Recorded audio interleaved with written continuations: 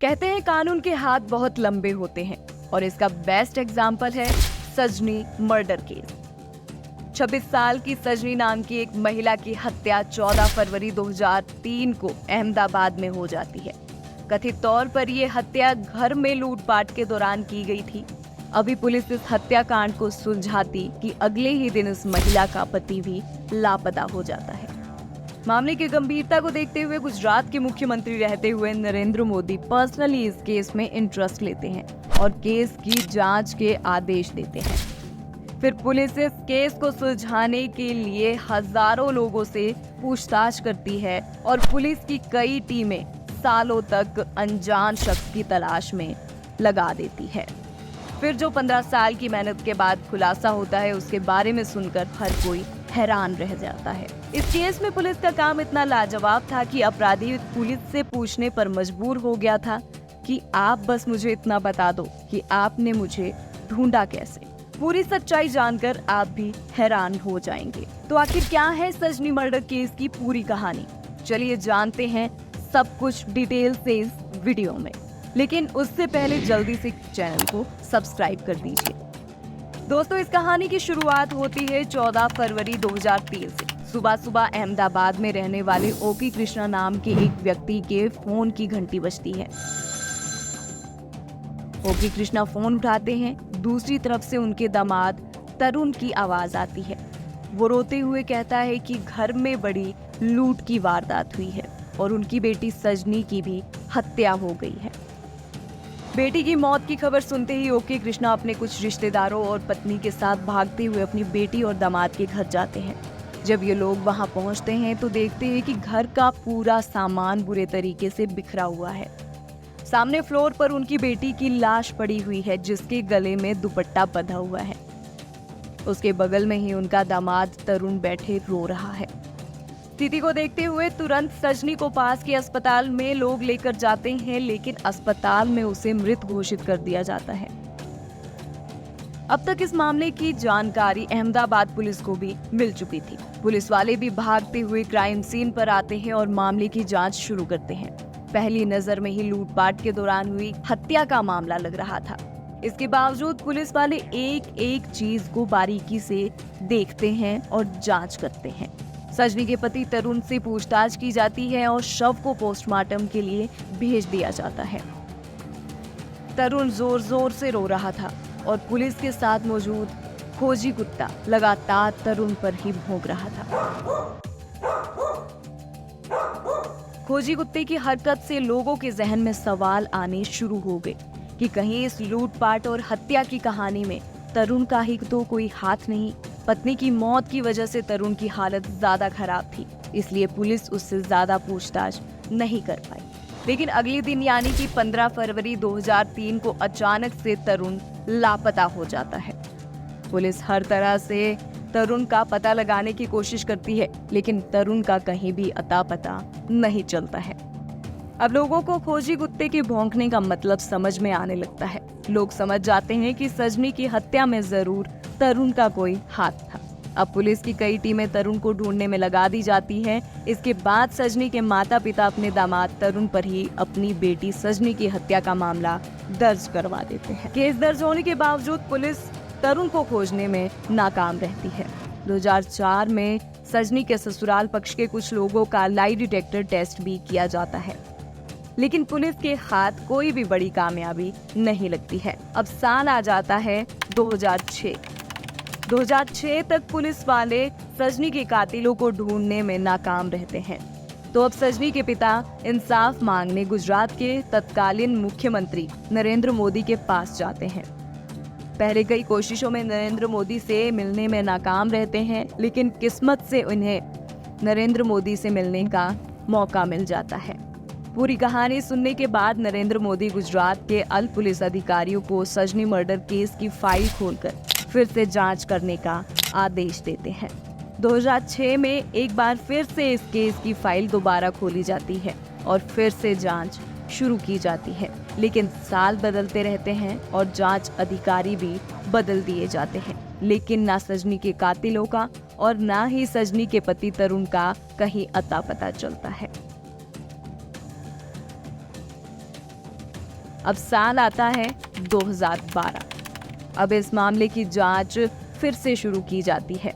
ये टीम अपना पहला टारगेट रखती है तरुण को ढूंढने का, कि अगर तरुण मिल जाता है तो सारे सवालों के जवाब मिल जाएंगे। अगले कुछ महीनों में पुलिस कई हजार लोगों की प्रोफाइल की जांच करती है। इन लोगों से जुड़े एक एक नंबर और मोबाइल नंबर पर आने जाने वाले कॉल की निगरानी रखी जाती है।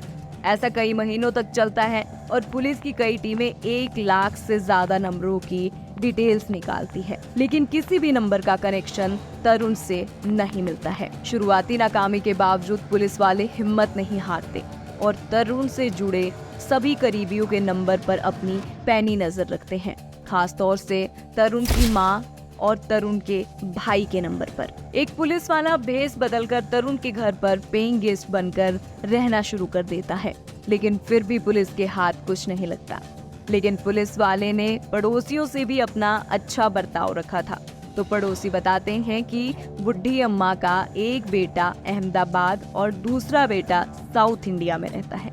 ये छोटी लेकिन काफी अहम जानकारी थी। जांच में सामने आता है कि तरुण की मां बीच बीच में केरल भी जाती थी, लेकिन केरल के बाद तरुण की मां बेंगलुरु भी जाती थी।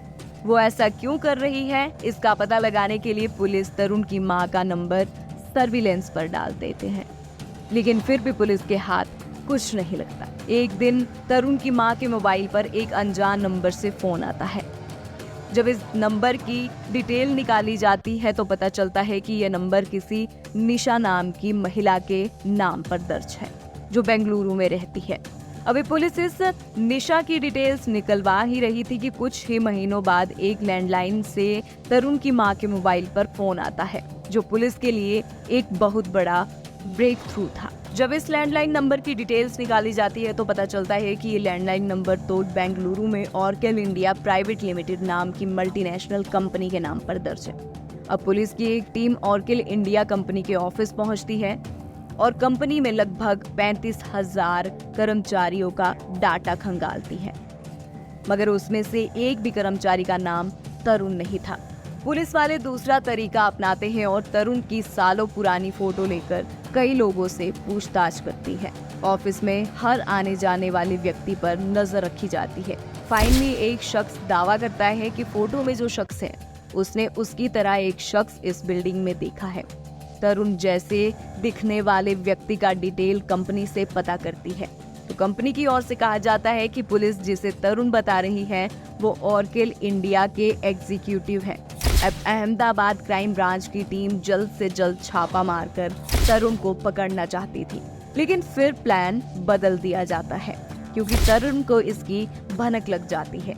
इसलिए अब तरुण को पकड़ने के लिए सिर्फ क्राइम ब्रांच के एक अधिकारी इंस्पेक्टर अनिल चौधरी को सिविल ड्रेस में ऑफिस के अंदर भेजा जाता है। इस दिन तरुण नाइट ड्यूटी कर रहा था। Inspector Arun Chaudhary civil dress में सीधे तरुण के कैबिन में जाते हैं और फिर बिना कुछ कहे हेलो मिस्टर तरुण कहते हुए उसकी तरफ हाथ बढ़ाते हैं।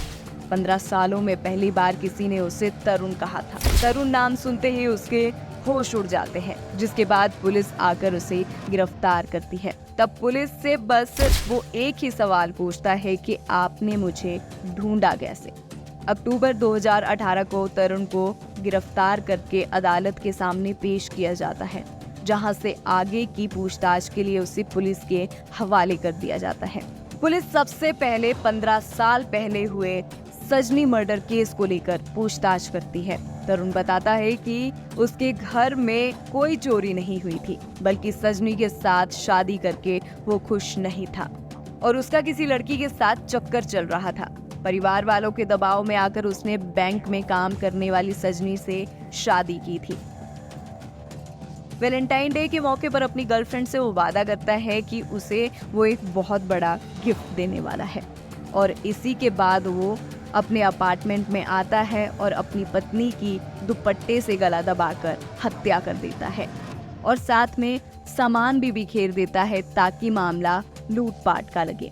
और मौके का फायदा उठाकर अगले दिन तरुण वहां से भाग जाता है। यहाँ से भागने के बाद वो अपनी गर्लफ्रेंड के पास जाता है और उससे कहता है कि मैंने अपनी पत्नी की हत्या कर दी है और अब मैं तुमसे शादी करूंगा।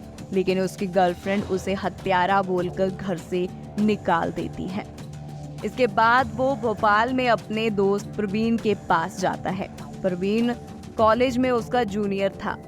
तरुण प्रवीण को बताता है कि उसे बिजनेस में बहुत ज्यादा नुकसान हुआ है और अब उसके पास ना घर है और ना ही पैसा और ना ही कोई जॉब है। प्रवीण उसे अपनी एक कोचिंग संस्थान में बतौर इंग्लिश टीचर रख लेता है। वो अपने दोस्त से नजदीकियां बढ़ाता है और प्रवीण का पर्सनल कंप्यूटर इस्तेमाल करने लगता है और चुपके से प्रवीण सभी डॉक्यूमेंट और कॉलेज का सर्टिफिकेट स्कैन कर लेता है और उन डॉक्यूमेंट में प्रवीण की जगह अपनी फोटो लगाकर खुद ही प्रवीण बनकर रहने लगता है। फिर 2012 में बेंगलुरु चला जाता है, जहां वो प्रवीण के डॉक्यूमेंट के दम कर ऑर्किल इंडिया प्राइवेट लिमिटेड में एक अच्छी नौकरी हासिल कर लेता है। 2012 में तरुण की मुलाकात निशा नाम की एक लड़की से होती है और उसे बताता है कि उसके माता पिता की मौत एक्सीडेंट में हो गई है। निशा ये कहानी सुनकर उसके प्यार में पड़ जाती है और जल्द ही दोनों शादी कर लेते हैं। बंगलुरु में ही एक लग्जरी अपार्टमेंट में रहने लगते हैं और शादी के बाद कभी तरुण के माता पिता बेंगलुरु आते थे तो तरुण निशा से कह देता था कि ये उसके चाचा चाची हैं। समय के साथ तरुण और निशा के 2 बच्चे हो जाते हैं। इस खुलासे के बाद तरुण को जेल भेज दिया जाता है और निशा से भी पूछताछ की जाती है। जब अहमदाबाद पुलिस ने इस केस को सॉल्व किया था तो देश में जमकर अहमदाबाद पुलिस की प्रशंसा हुई थी। दोस्तों, पुलिस इन्वेस्टिगेशन के बारे में आपका क्या कहना है? कमेंट बॉक्स में जरूर बताएं।